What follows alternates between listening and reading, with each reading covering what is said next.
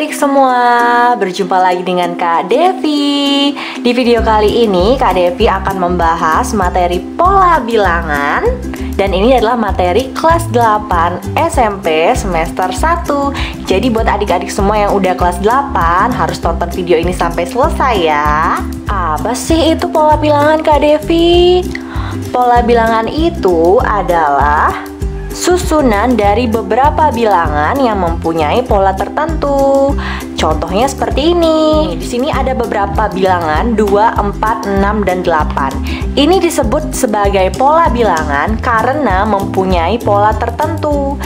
Coba lihat nih, dari 2 ke 4 itu ditambah 2 kan? Dari 4 ke 6 juga ditambah 2. Dari 6 ke 8 juga ditambah 2. Karena polanya itu terus bertambah 2 dan pertambahannya itu sama, maka bilangan-bilangan ini disebut dengan pola bilangan. Seperti itu.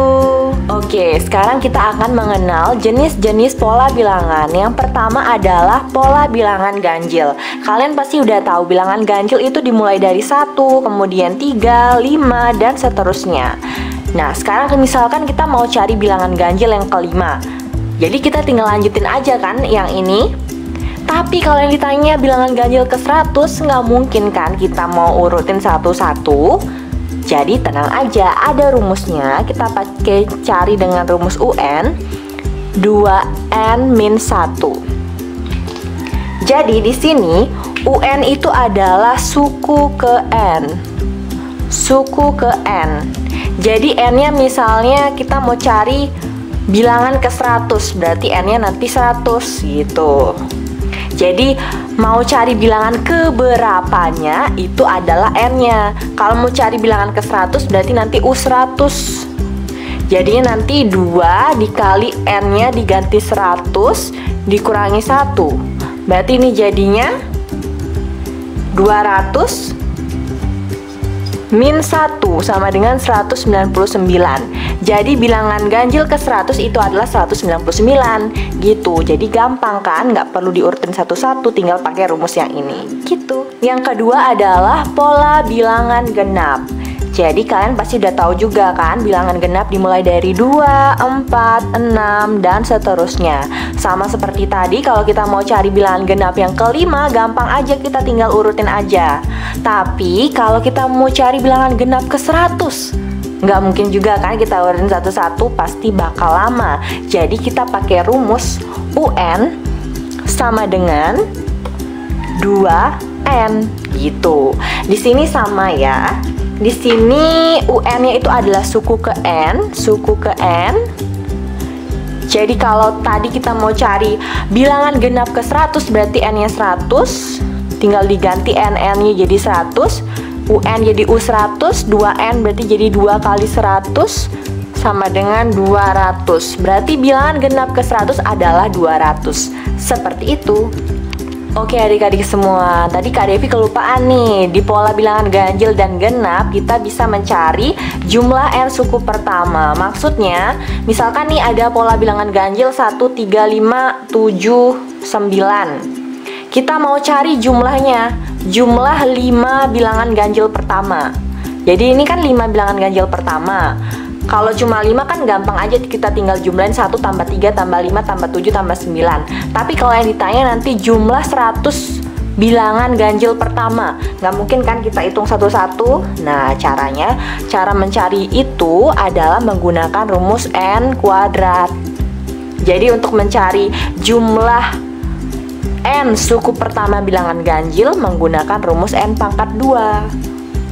Sama dengan pola bilangan genap, kalau mau cari jumlah N suku pertama dari bilangan genap, kita menggunakan rumus N dikali N plus 1 gitu. Jadi yang ini sama ini jangan dilupakan ya.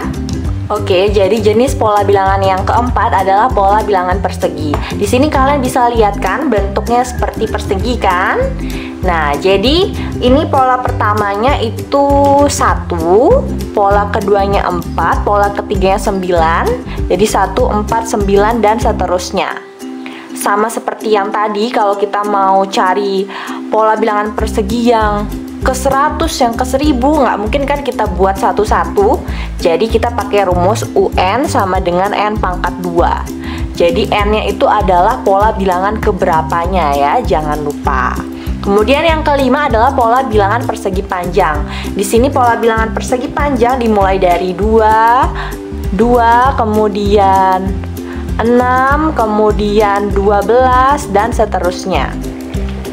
Di sini sama juga, kalau kita mau cari pola bilangan ke 100 dari persegi panjang, nggak mungkin kan kita cari satu-satu. Jadi kita pakai rumus UN sama dengan N dikali N plus 1 gitu. Jadi biasanya pola bilangan persegi dan persegi panjang ini disajikan dalam bentuk gambar kayak gini. Jadi kalian harus ingat nih, kalau bentuknya kayak gini, berarti pasti dia persegi nih. Jadi kalau mencari U100 tinggal pakai rumus N pangkat 2. Kemudian juga kalau bentuknya seperti ini, nanti gambar yang disajikan, kalian harus ingat, oh itu pola persegi panjang. Dan untuk mencari pola bilangan selanjutnya, suku ke N-nya pakai rumus N dikali N plus 1 gitu. Oke, yang selanjutnya adalah pola bilangan segitiga. Di sini kalian bisa lihat ya, bentuknya segitiga pola bilangannya. Jadi dimulai dari 1, kemudian 3, kemudian 5, dan seterusnya. Sama seperti tadi, kalau kalian lihat pola seperti ini, kalian harus ingat, oh itu pola segitiga. Dan untuk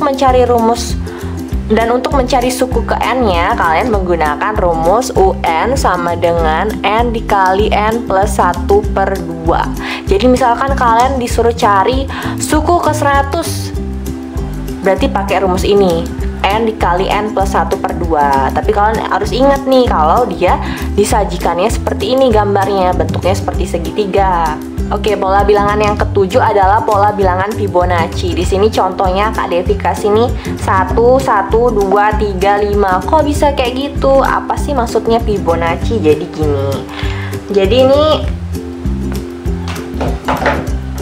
suku pertama dan suku kedua dijumlahkan, dapatlah suku ketiga ini. Jadi ini ditambah dapat ini. Nanti 1 tambah 2 dapat 3. Jadi dia penjumlahan dua suku di belakangnya. Itulah Fibonacci.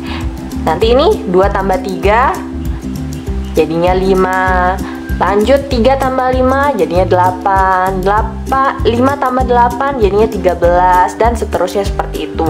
Jadi kalian harus jeli melihat polanya. Kalau dia penjumlahan dua suku sebelumnya itu merupakan hasil dari suku berikutnya, berarti itu adalah pola bilangan Fibonacci yang tinggal dijumlahkan seperti ini gitu. Oke adik-adik semua, itu dia pembahasan materi pola bilangan kelas 8 SMP semester 1.